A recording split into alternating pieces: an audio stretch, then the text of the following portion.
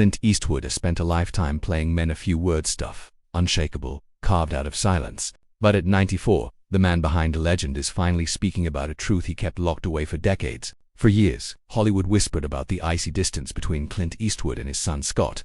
No red carpet appearances together, no father-son interviews, no public affections, just a quiet gap that grew wider with time. Rumors spread, speculation exploded, and fans wondered what could fracture a bond between a father and the son who carries his face, his talent, and even his name. For decades, Clint let the world guess. But now, for the first time, he's finally revealing why he stepped back, and why the silence lasted so long in a rare and deeply emotional confession. The legendary Clint Eastwood has finally revealed the heartbreaking truth behind his long silence.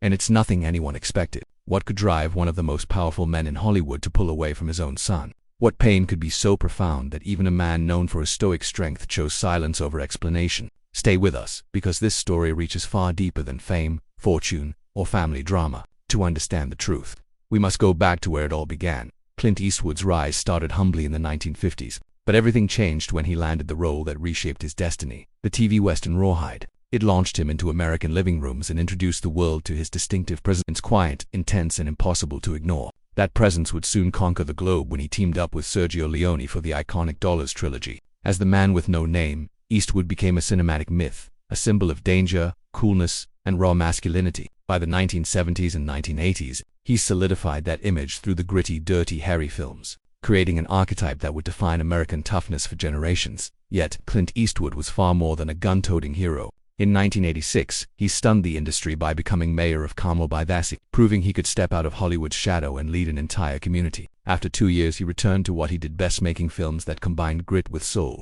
From Every Which Way But Loose to The Outlaw Josie Wales, Pale Rider, and The Bridges of Madison County.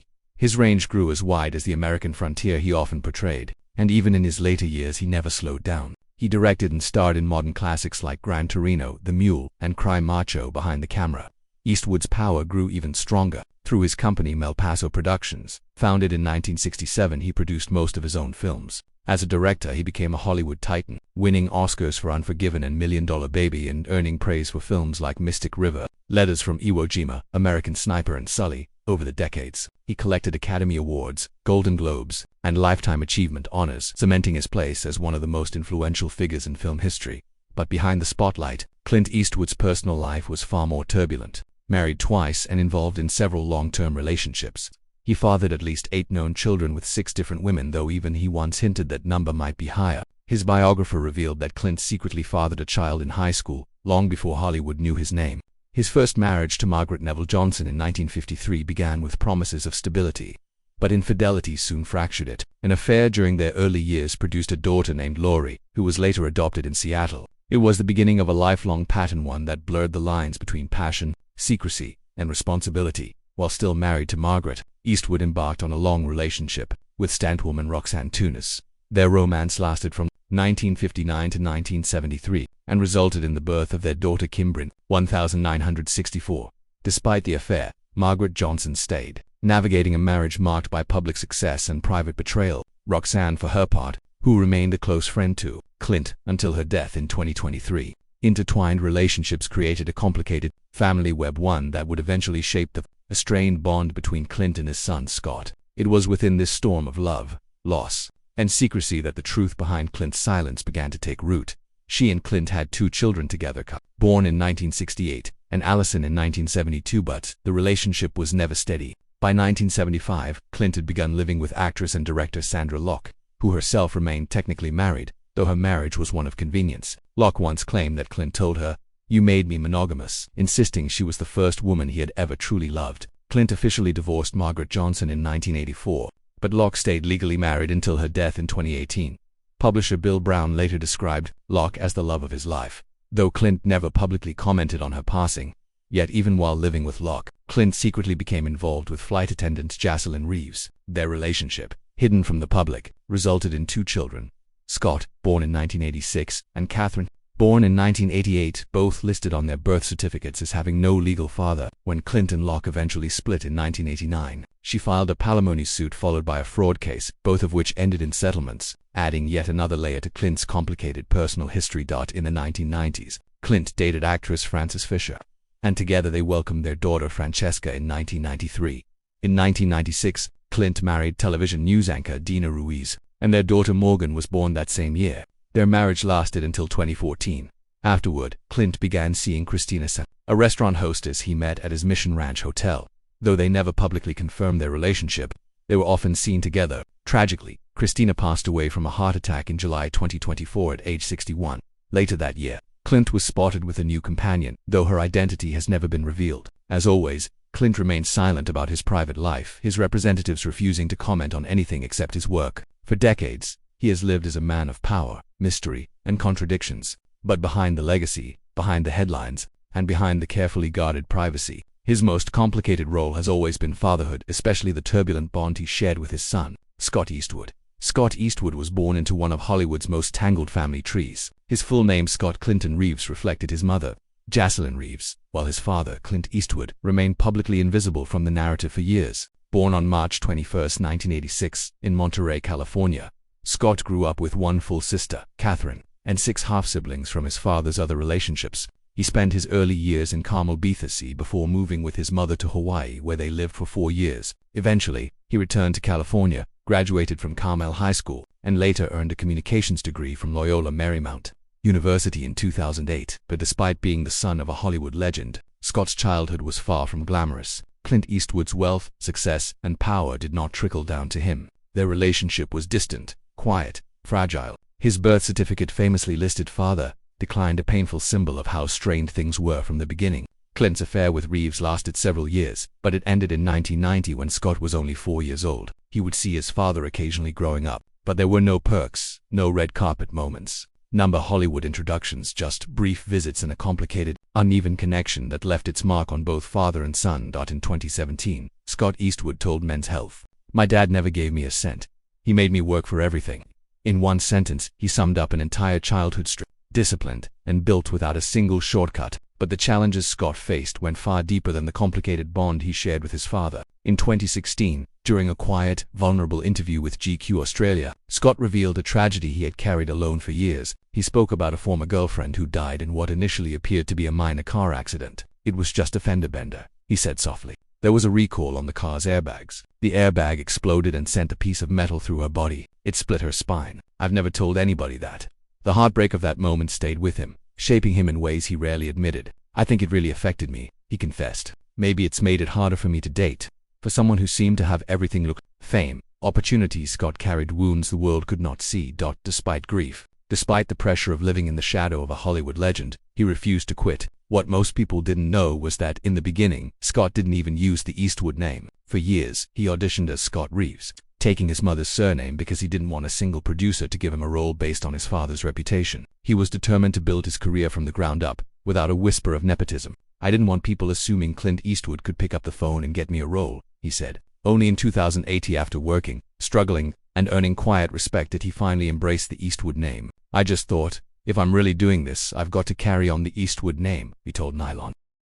But choosing the name didn't make success easier. Scott parked cars, worked construction, and took any job he could find while auditioning for roles that led nowhere. Even when he read 4 parts in his father's films, including American Sniper, Clint turned him down. Not out of cruelty, but because he genuinely believed Scott hadn't earned it yet and refused to bend the rules for his own son. Scott eventually landed small roles in Gran Torino and Invictus, both directed by his father, before breaking into Hollywood on his own terms. He made a name for himself with The Longest Ride, Fury, and even Taylor Swift's Wildest Dreams music video. Bigger roles followed in Suicide Squad, The Fate of the Furious, Wrath of Man, and Pacific Rim Uprising. Still, critics labeled him an overnight success, to which Scott responded, "It's the furthest thing from the truth. It takes a long time to find your way." But the moment that tested him most came in 2014 when he auditioned for American Sniper, one of Clint's most important films. Scott wanted that role, needed it, because he believed it would finally prove he belonged in his father's world. But Clint gave the part to actor Keir O'Donnell. That decision became the spark that ignited years of silent tension between father and son. And the truth behind that decision, the truth Clint Eastwood would only explain decades later, is what finally reveals why the bond between them fractured, and why, at 94, Clint is finally ready to admit the painful reason he stepped away.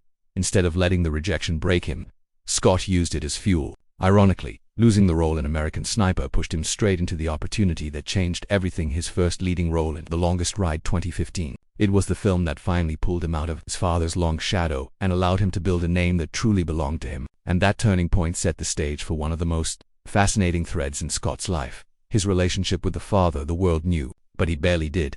For years, fans wondered where Clint and Scott really stood. Were they close, estranged, something in between? That question didn't receive a real answer until 2016, when the two Eastwoods sat side by side for their first ever joint interview with Esquire. The timing was remarkable. Clint was promoting Sully, the story of the heroic pilot who landed a plane on the Hudson River, while Scott was stepping into the spotlight with a major role in Oliver Stone's Snowden.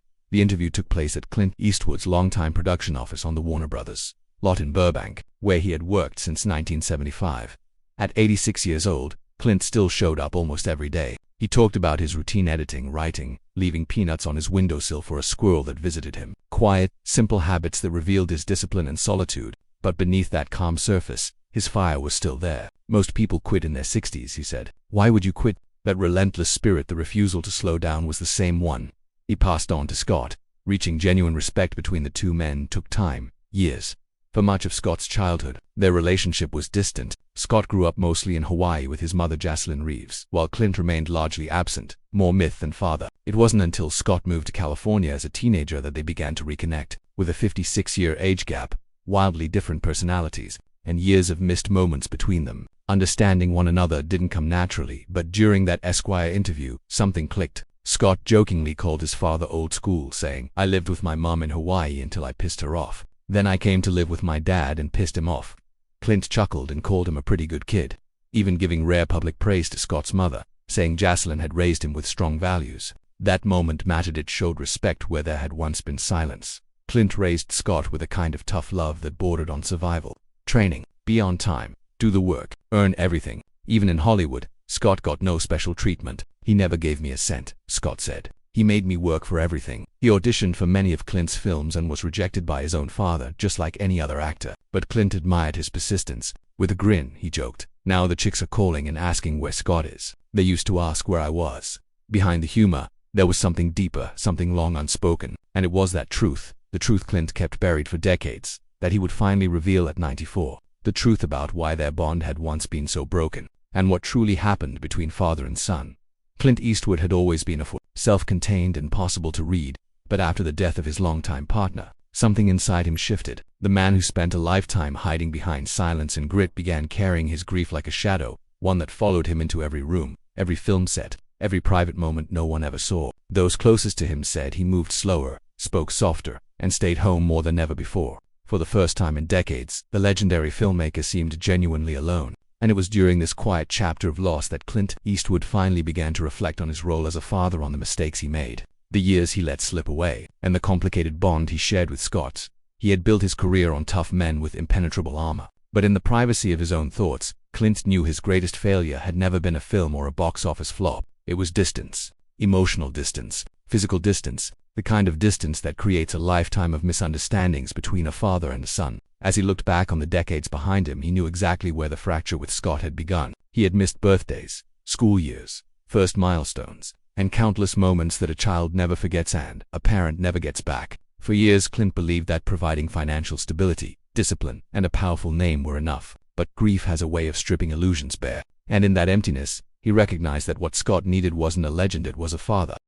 At 94, Clint Eastwood no longer cared about Hollywood rumors, tabloid stories, or the myths built around his life. Time had softened the edges, forcing him to confront truths he once buried beneath work and silence. And the truth was simple. He hadn't disowned Scott. He had failed him in the beginning. Failed to show up. They failed to be present. Failed to be the father he himself never had growing up. The absence wasn't intentional, it was the result of a man consumed by ambition, burdened by secrecy, and shaped by an old-school masculinity that never allowed vulnerability. But as the years passed, and especially after losing someone he loved, Clint finally admitted what he had never been able to say out loud. He wasn't angry at Scott. He wasn't ashamed of him. He was ashamed of himself.